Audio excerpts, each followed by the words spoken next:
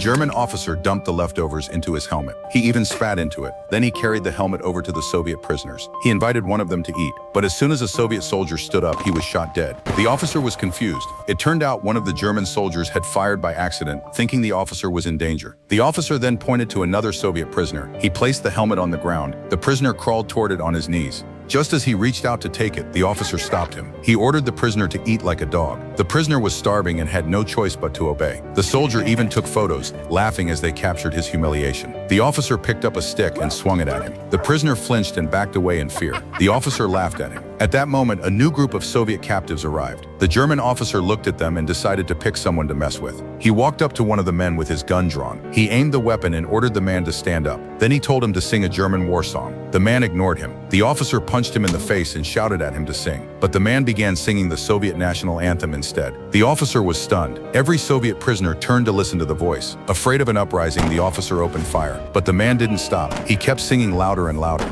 Bullets struck him again and again until he collapsed in pain. When the officer ran out of bullets, he grabbed a machine gun from another soldier. He charged at the new prisoners and fired without hesitation. He didn't stop until the gun clicked empty. When he saw all the Soviets lying motionless on the ground, he finally walked away. That night, the officer was woken by singing. He grabbed a lantern and went out to check. To his shock, the Soviet prisoners had risen in revolt. He froze in disbelief. Standing before him was the same Soviet who had eaten from the helmet. The next day, when German troops brought in more captives, they found the camp in total chaos. Every Soviet prisoner was gone. Only 3 German soldiers could be seen.